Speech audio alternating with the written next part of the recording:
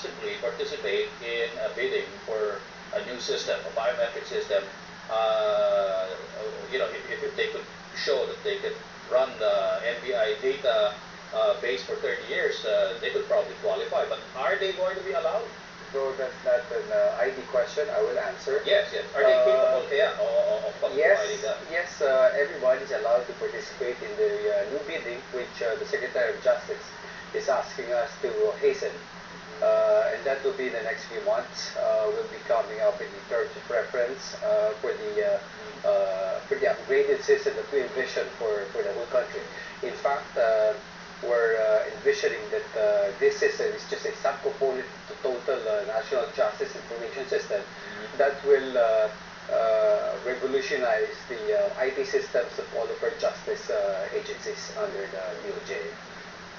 Revolutionize. Hopefully also the security is intact. I mean, not anyone can just can hack into it.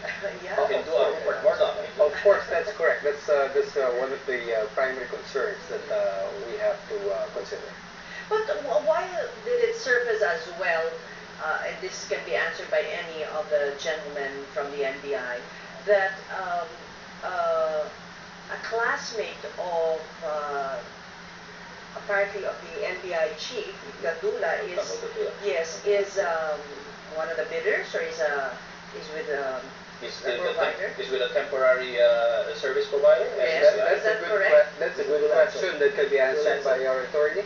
Okay, we'll see. Okay. The top questions go to the attorney. There's some kind of favoritism, supposedly, because of a mistake of NBI Gatdula. Actually, we are actually not dealing here with Mr. Jefferson Soriano. We are actually dealing with a corporation, which is a separate entity. But he is an officer of the corporation. Yes, he just happened to be an officer and a shareholder. Happened to be? Yeah. Of this interim provider. Yes. Which will also participate in the bidding. Okay. So, siguro to clarify, no? Kasi pumunta agad tayo sa service provider eh. Let's clarify muna how the service provider was chosen. Okay. Hindi ba? Sige. The history. Nung interim, yes, no. Kaya nga nagka-interim, we're waiting for the actual awarding and bidding for the major project. Okay. Now, nagkaroon tayo ng interim. The separate bids and awards committee of the Department of Justice, along with us, we were part of the technical working group, deliberated 3 companies. Para lang wala siguro, I think it's not right to mention their names, but there were 3 companies. First, for the interim. Yeah, for the interim. The first company, sa financial pa lang bumagsak na. Dahil, I think yung pera nila sa bangko is about 600,000 pesos. Parang how can you come up with capitalization? How can you capitalize at a loss? Right. Kasi there were 3 criteria. They should be legally, financially, and technically capable of undertaking this program. The first company failed sa financial, but much the same, pinayagan pa rin namin pakita nila yung kanilang system. Pinakita nila yung sistema. Ang aming patakaran ay dapat makapasok kayo at makapag-search sa dami criminal history base ng NBI. Kasi the system will be useless if you cannot search sa database. They failed. So, failed na sila. The second company was asking too much. They were asking 9 million upfront and 7 million per month. The NBI's budget is only 5 million. Definitely, we cannot afford them. So the third company, SCCI, they gave all their documents. They are they have a joint venture with Real-Time. It's not just actually SCCI. It's a Real-Time Data Management Incorporated. Yung dalawang kumpanya na yon, ang nag-joint venture at pumasok dito. So what happened was, legally nakita na, okay, they can. Financially, they have a paid-up capital of 20 million. How much much do they stand to make from being an interim provider? In 6 months, actually, ganito rin po, the NBI will be working on the budget that was being paid for Mega Data. Kasi meron kaming specific budget lang for a year, and it's, I think, 65 million. 65 to 70 million, roughly 5 million per month. So that was how much Mega Data was getting.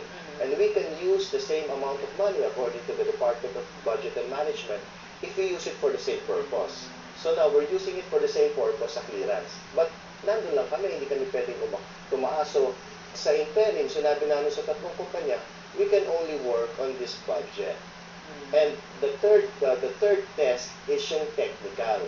And true enough, they were able to search through the dummy criminal history base and at the same time, print an NBI clearance. And this was certified by the Chief IT of the Department of Justice. So you're saying there was no favoritism or any, that the transaction was Yes, it was an it was arm's about length. board.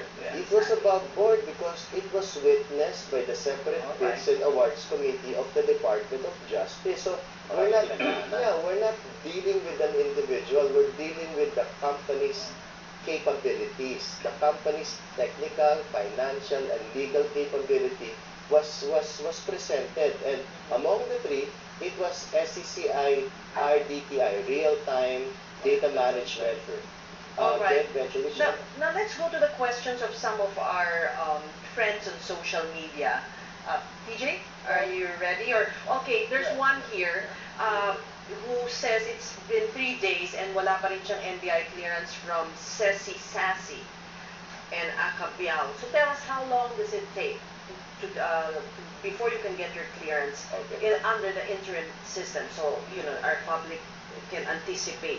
Okay, Ma'am says, I think most of your colleagues from Channel 2 have went to our clearance center and they did a walkthrough. Ang pinakamatagal is 30 minutes. Ang sinasabi namin, really? No, when you do the walkthrough, kaya nga sinabi namin, hindi problema yung system and procedure, it's very simple. It's the bulk. It's the bulk that's killing us because everybody is a first-time applicant. So, you have to really make pila. So, how long na? How long? Ay, ngayon, matagal. And 10 araw. Hindi naman po. Ito kasi, Marley Doggy. Pumila siya ng 3 a.m. sa Robinson's Galleria only to be entertained 9 hours later. Tama ba yun?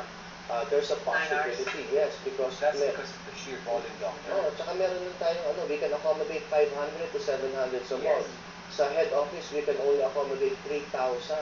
In a day. In a day. Okay, 3,000 in a day. In a day. Sa head office lang. Pero dito sa Galleria, sa OTs, we can only accommodate 500. Okay. All right, on Facebook we have some comments as well. This one coming from Aldous Kim Carlos. It's on the screen right now. Aldous says this agency should start thinking of running its own IT department, start with beefing up its group and skills from the Internet Security and Fraud Group. Si Jack. Could that be done? Si Jack will answer that. Yes, actually, we have drafted we were the first, actually, amongst all of the agencies under the DOJ to have our information system strategic plan. And under that plan is the proposal to create an entirely new service, which is called the Information Communications and Technology Service, which will handle all of the ICT initiatives for the Bureau. And as I mentioned earlier, we envision that we are going to be the forefront amongst all of the agencies under the DOJ in upgrading all of the IT systems for the department. For the Department of Justice and attached And agencies. to answer also further, security, as mentioned by Ma'am Cess earlier, is a foremost concern that it's one division created under that new service that we're proposing. That's a 400 personnel service. Just to be clear, if you had a previous NBI clearance, you don't need to take that because it doesn't really matter, no? It doesn't. It doesn't matter help. anymore because we're creating a new database.